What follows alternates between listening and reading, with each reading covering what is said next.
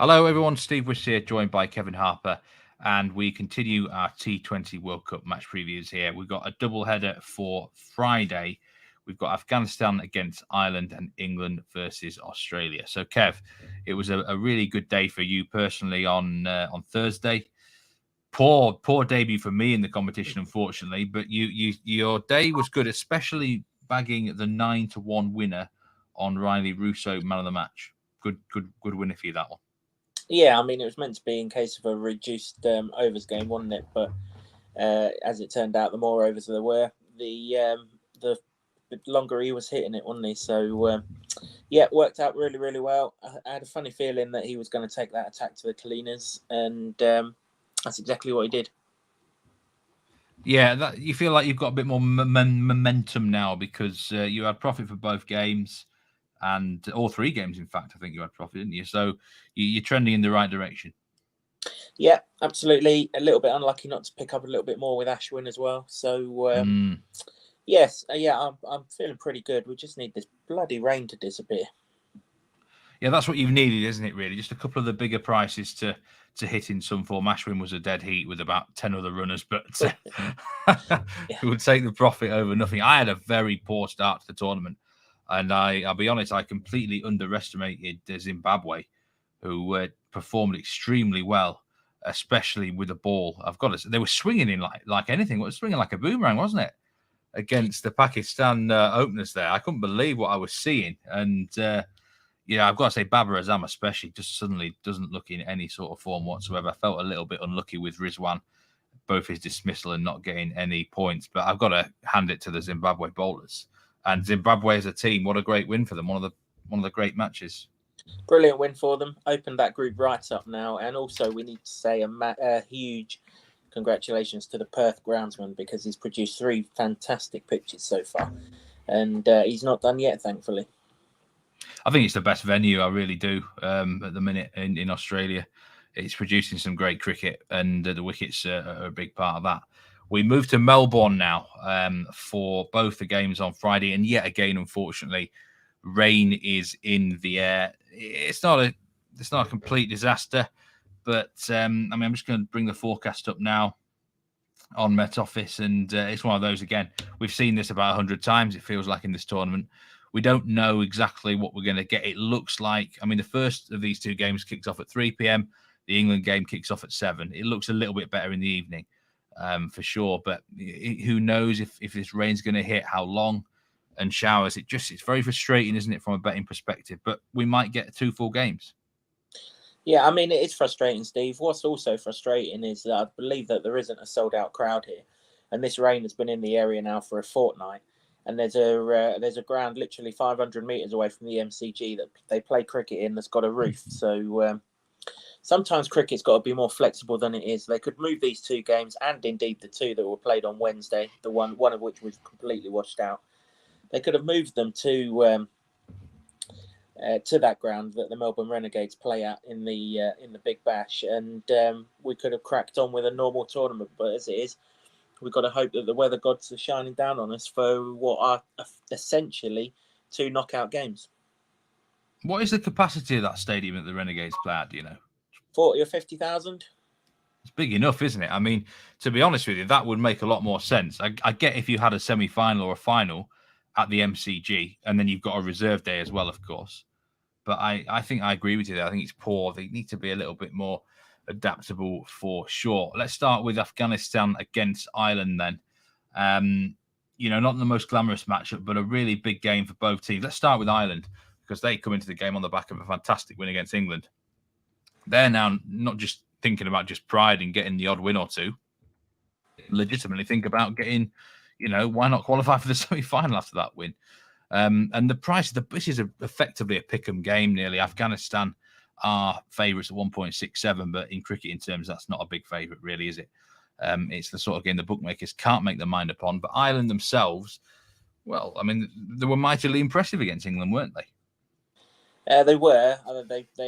They hit the jackpot with England's bowling. It was an absolute shambles for the first 10 overs at least. And then when they got it right, Ireland didn't really go particularly well. And then with the ball with Ireland, well, Jose Mourinho would be proud of their time-wasting tactics in the field, wouldn't he? So, a fair play to them. They knew they were ahead. They were ahead. They knew it was tight. They knew the rain was coming. Why would you speed up when you don't need to? But, I'm still not convinced. All tournament, you've not been convinced by Ireland. Afghanistan, of course, had a rained-off game against New Zealand, so we've not seen them in action since they played England in Perth. And so there's not really much else to add about them heading into this game. Is there the MCG sort of conditions? I mean, they're probably not going to suit them, though, are they? I think they'll suit them a lot more than what Perth did. There's not the pace, well, not quite the pace and bounce at the MCG that there is in Perth. Although, ironically, the MCG groundsman is the former WACA groundsman, so he is getting more pace and bounce into these pitches. But even so, it's not going to be to the extent that there was in Perth. So I think they'll be slightly more suited, and obviously all of their Big Bash players will have played plenty of times at the MCG. So that's something new. It is still only the second time any Ireland cricket has played at the MCG, so that might be significant. Okay, this MCG pitch and wicket then is a big ground. We know there's weather in the area. I mean, what are you expecting this deck? Because it'll be the same deck for both games, won't it? Are you expecting run feasts, or is it going to be bowler-friendly conditions, do you think? Yeah, I think it'll be bowler-friendly. I mean, obviously, the second game on Wednesday was completely washed out. Obviously, the England game was cut short, and there was rain during the Ireland innings as well, wasn't there? So, there's not complete washout Wednesday night. There's not going to have been much time to have prepared a wicket. And at the same time, we don't know what it was like on Thursday, but on early on Friday, it's going to be raining as well. So, I've got to think that, particularly with the overcast conditions as well, I've got to think that this is another outing for the bowlers. Okay, let's get on to some match bets for this game. And you're in the total sixes market here. Afghanistan to hit the most sixes, even money at Boyle Sports 3 unit pick here.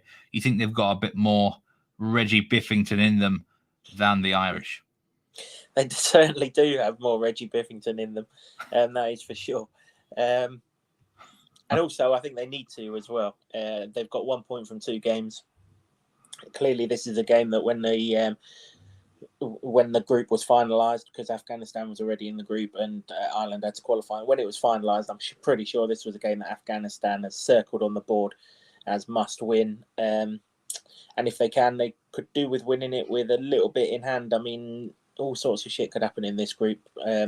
You're basically going to lose one of the star names in it on Friday if there's a completed game in the second game. So if Afghanistan can get a win here and go to 3 points, it's not beyond the complete realms of possibility that that they find a win against Sri Lanka, and then they're ending up playing against Australia in a humdinger of a sort of game for them. So I think that they're going to sort of target this. I mean, looking at the forecast, it's hard to see that this game's not going to be rain affected in some way, shape, or form.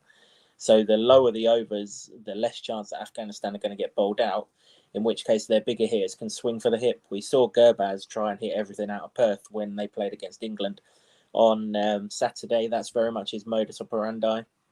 But there are plenty of other hitters in this Afghanistan side. Najibullah Zadran being one of them. When these two met in a 5-game T20 series in Ireland earlier this summer, and Zadran was hitting sixes like there was no tomorrow.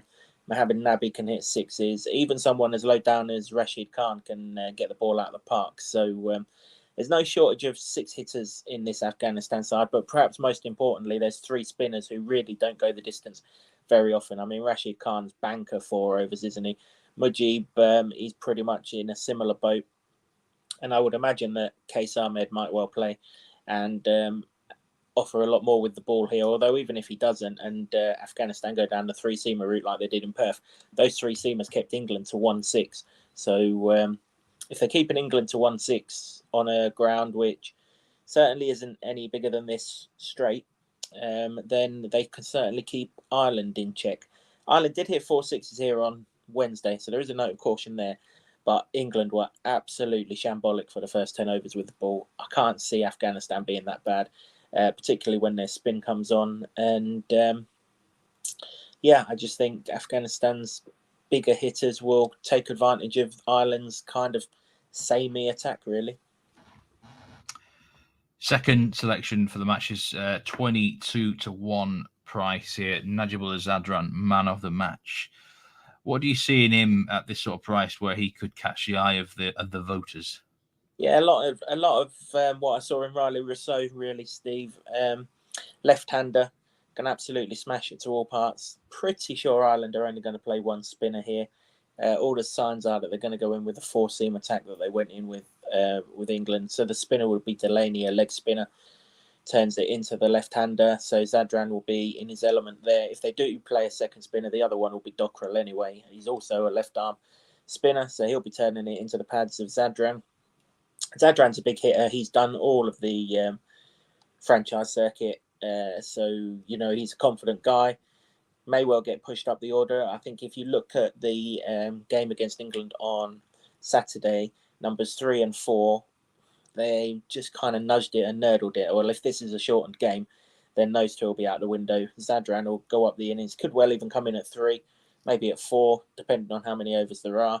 And if he's your Reggie Biffington, then he could quite easily catch the eye at a massive price. Obviously, the shorter the overs, the less impact that a bowler's going to make.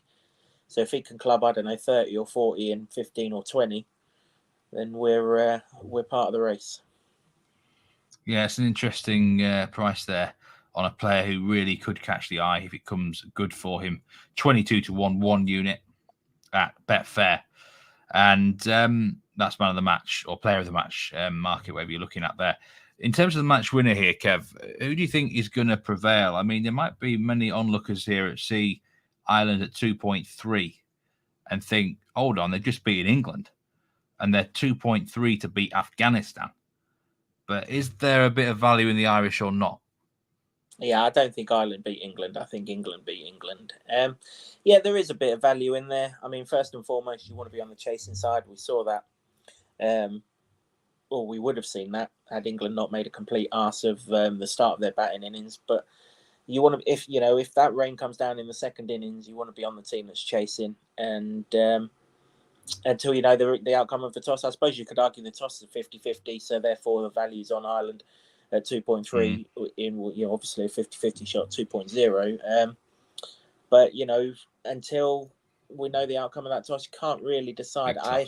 And also if the rain does stay away and this is a full 20 over game, it's hard to see Ireland getting after Rashid Khan, Mujib, and a couple of the other bowlers, Nabi and the others. They haven't really played spin fantastically well in this tournament, and why would that change now? Be wary of Afghanistan's spinners, then, you would say. Yeah, definitely. I think Afghanistan are a little short to back, but I certainly wouldn't be in the process of taking them on. And actually, as I said, their seamers were pretty good in Perth in their own right. They kept that England batting lineup shackled, really, didn't they, for the want of a better word? They did, yeah.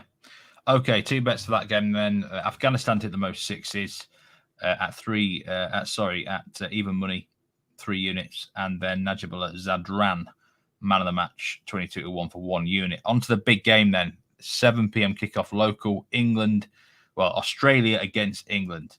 And it doesn't come much bigger than this. The loser of this game is in massive trouble, aren't they, Kev? It's as simple as that, really. Start with England, because if they lose it, I certainly don't see a way back for them, having already lost to Ireland. They've got to perform here, haven't they, England against Australia? Yeah, knockout cricket doesn't start until the semi-final of this tournament, but this is a knockout. They're both knockouts, but this is particularly a knockout. You lose here, you're getting a maximum of 6 points, and that's not that's not getting you through, or at least I don't think it's going to get you through. So I mean, obviously we picked up the India-Pakistan game at the start of the week, but this one's much, much, much bigger. This one will effectively get rid of one of the tournament favourites. So everything's on the line here. Absolutely, everything is on the line. England are the slight underdog, actually, but really it's a pick'em game with the bookmakers. They can't decide here. What actually went wrong for England against Ireland, in fact, to be brutally honest, England haven't looked great in either game. They only just limp past Afghanistan. They were never in danger of losing the game, but they didn't look impressive either. Something isn't quite right with this England team at the moment, Kev. No, and it hasn't been since Owen Morgan left. They showed signs of life in Pakistan, but don't forget Joss Butler wasn't on that tour. And they played 2 really good games against Australia in the lead up to this series. But I thought at the time that Australia were waiting for the tournament to come around and just going through the motions in that series. They haven't really shown that was the case, but I think it was. They were. I mean, the first 10 overs, they were an absolute shambles against Ireland. I don't know if they thought, oh, it's only Ireland in overcast conditions. We just got to put the ball there, and it's going to do all sorts. But Chris Wokes, who clearly isn't fit, went the distance. With the exception of Mark Wood, all the other bowlers are absolutely terrible. But to be fair to them, they pulled it back in the last 10 overs.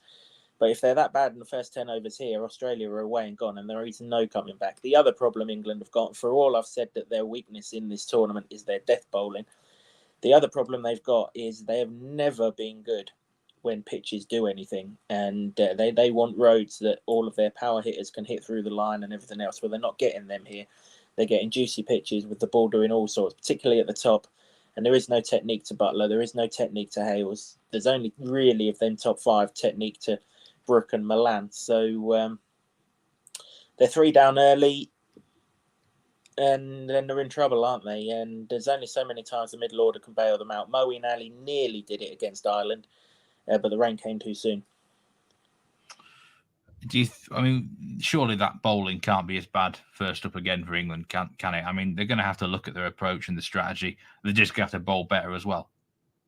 Yeah, they are. But then now the problem that you've got, and we'll discuss this on Wednesday, about whether they should have played Wokes and Wood or rested them for this game. Well, they played them against Ireland, and they're coming back from injury, aren't they? And, it'll be the first time that they've played 2 games within 3 days of each other for an awful long time. So there's no guarantees that they back it up. That is assuming that they pick those players.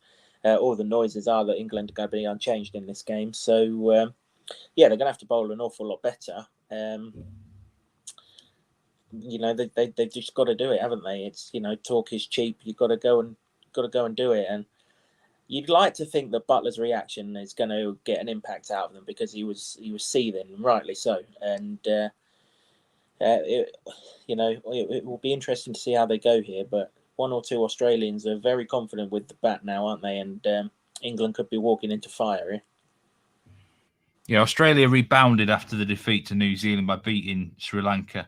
Really, the standout innings was Stoinis, wasn't it? With 59 not out, he hit about 6 sixes on his own, maybe more.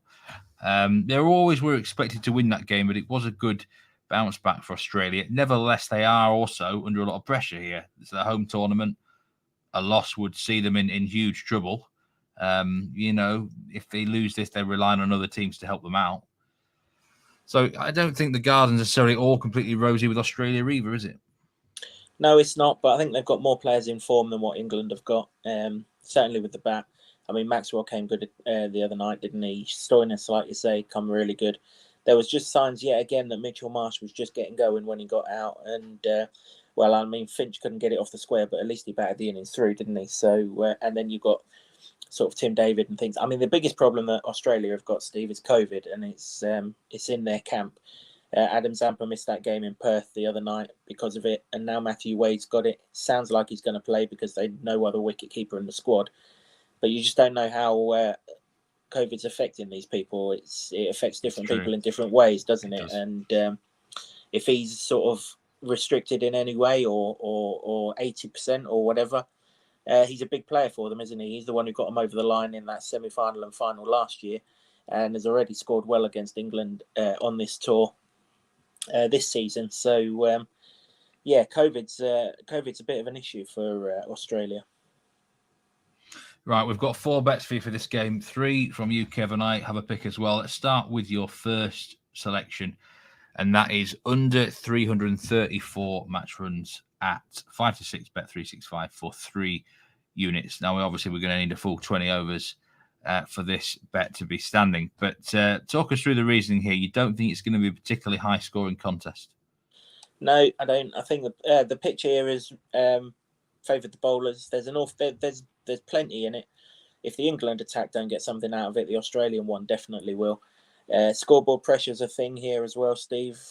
Whoever puts the score up on the board, the opposition have got to chase it to stay alive.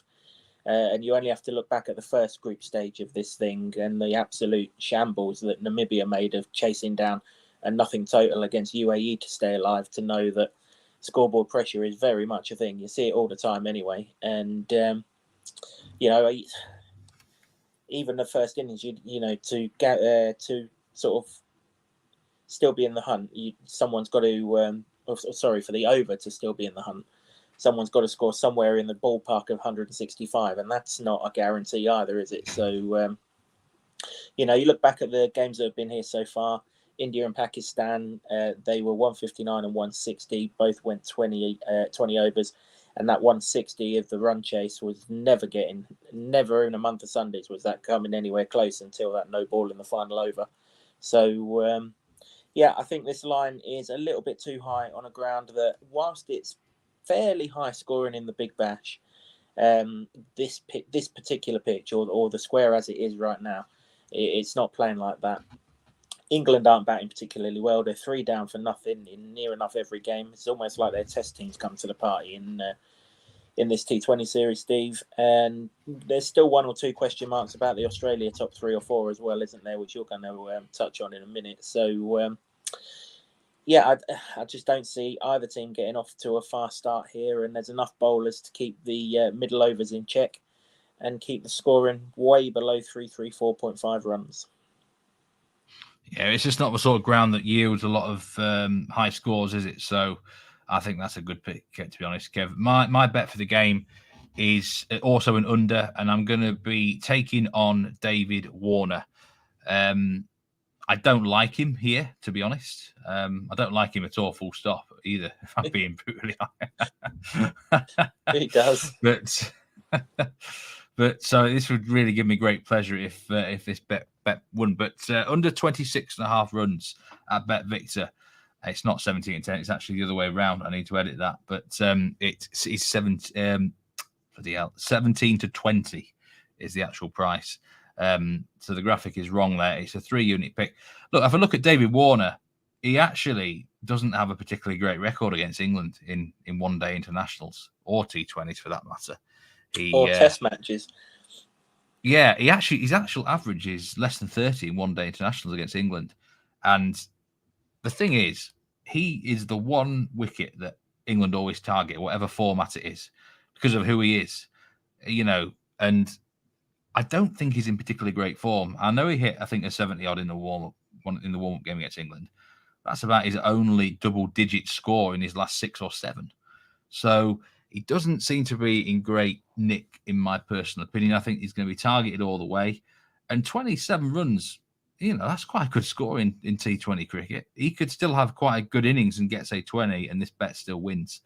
And I think he's a sort of guy. I looked at Finch as well, but I know, you know, he got that 30-odd not out in the last game, and I think Finch would be more happy just to get a score and accumulate some runs, maybe, you know, as the captain. Doesn't want to let the side down. Warner might just go for it a bit more.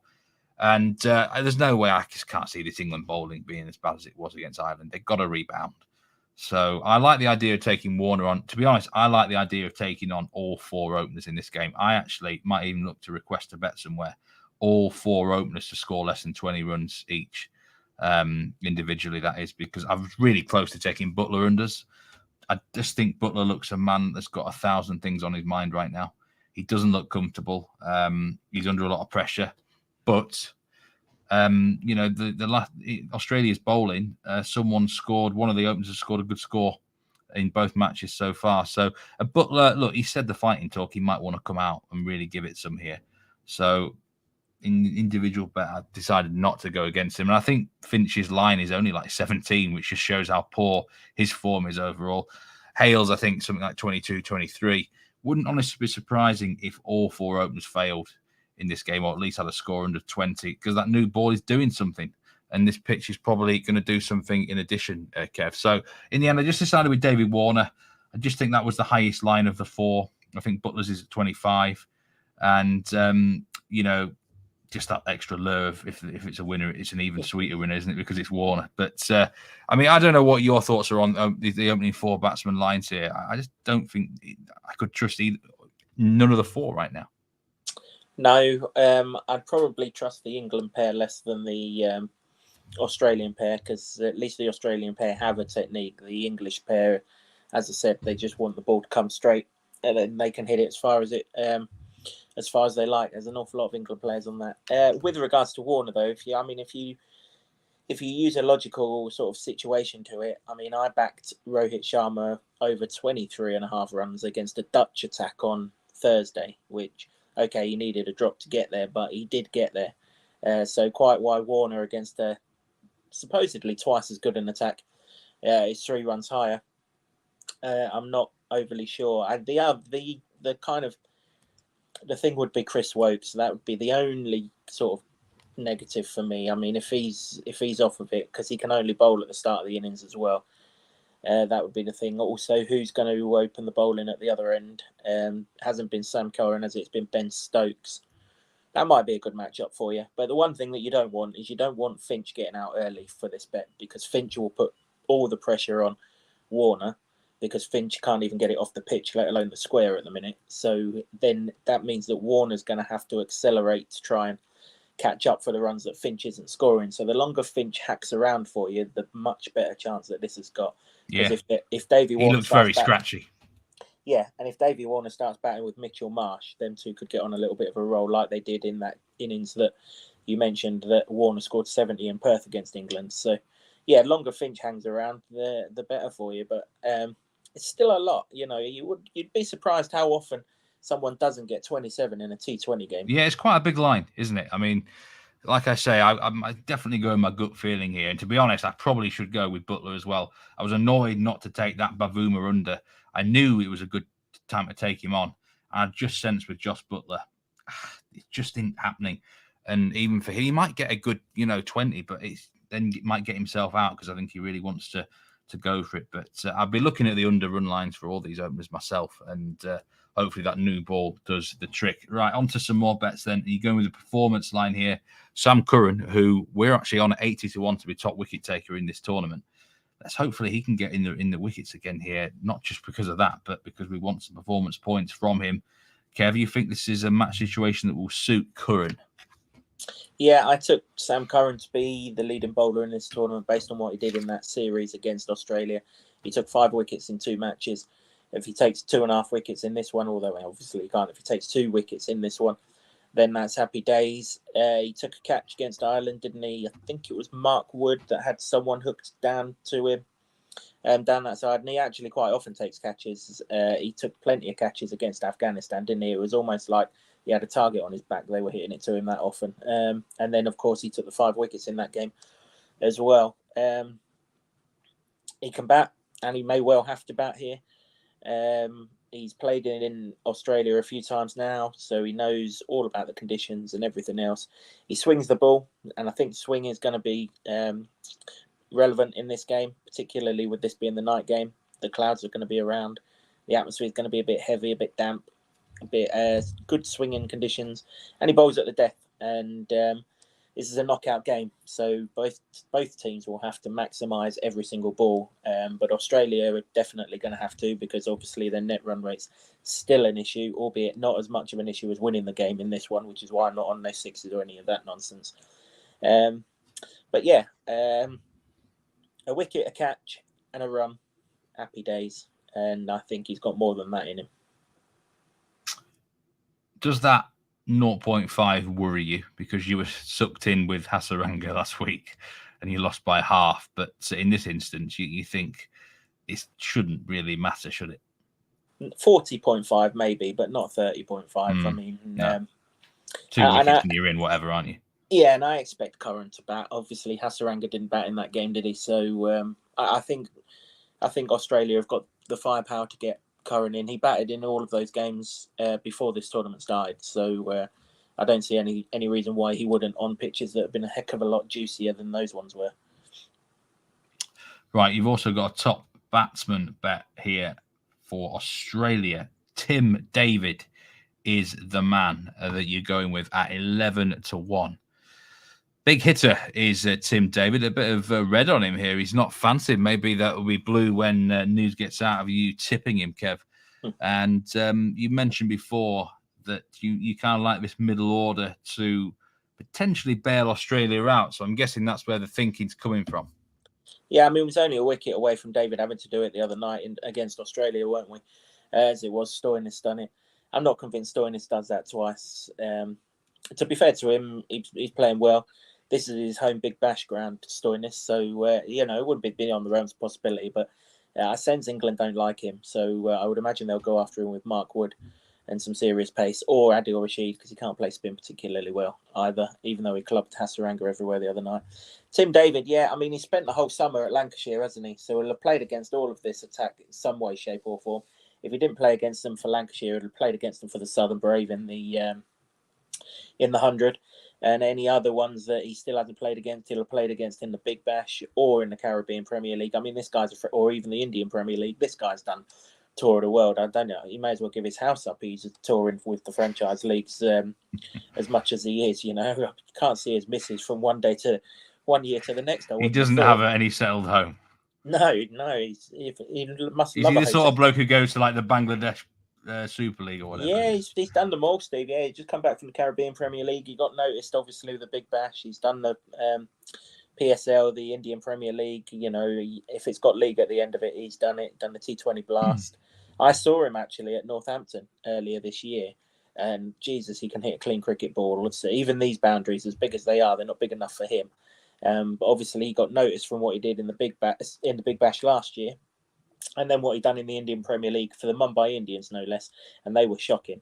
So for him to stand out there, that says everything. I still think when someone comes at this England death bowling, that they'll be found wanting a little bit. And yes, David might have a problem playing the hook shot, but there ain't many other shots he's got a problem with. He smacked, I think it was 40 not out at Canberra when these two played in the second of those 3 warm-up matches, and he also clubbed 50 in India, and I mean clubbed 50 in India. So if the top order's been shot out, and bearing in mind this is a knockout game, and if Australia are batting second, he's going to have to stand up and be counted, isn't he? So I'm happy to pay 11-1 to see how close he goes. This guy's a genuine batter. He'll definitely bat 6. I mean, there's no chance of Wade coming above him if he's got COVID and he's struggling. The only kind of doubt would be whether someone like a Marsh, Maxwell, or even a Stoinis catch fire and get away from him. But the way England's bowling is going, and like you've just said, there's going to be a serious emphasis on England bowling better in the first 10 overs than they did against Ireland. And they've got to, because they've got to win this game. I'll pay to see how David goes. He splattered attacks all over England all summer, and he ain't facing any different bowlers here. So, big price. Is he also the sort of bloke that if they win the game and he has a big impact, he's a potential man of the match sort of candidate because of the way he goes about his runs? Yeah, he could be, particularly if they're chasing. But then, I mean, if this is a game of any distance, someone like a Josh Hazelwood could easily take 3 or 4 wickets and snag it himself, couldn't he? So we got done overthinking the England-Afghanistan game, didn't we, when I took Livingston to be player of the match and he top scored for England. So I'll just edge my bets and keep the bowlers and everyone else out of the equation here. All right, let's have a recap then of the 2 matches today. Let's start with the big one. Afghanistan against Ireland. Afghanistan hit the most 6s at even money for 3 units. And Zadran, man of the match, 22-1 for a unit. On to Australia versus England, under 334.5 runs for 3 units at Bet365. Sam Curran performance, over 30.5 at Bet365. Again, a 3-unit play. Tim David, top Australian batsman, at 11-1 for a unit at Betfred.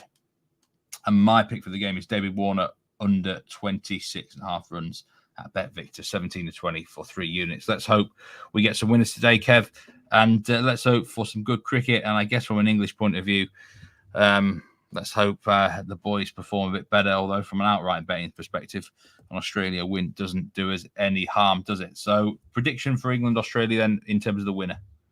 Yeah, I think Australia win. I was pretty buoyant on their chances beforehand. Hopefully, if Australia do win, Sam Curran takes 5 or 6 wickets and gets himself up and above where we need him to be. And hopefully, they shift the roof from Dockland Stadium and stick it on this one so we can have 2 full games of cricket. Absolutely. All right. All the best then, Kev. And we'll be back for some more previews for the weekend. See everyone. Take care and goodbye.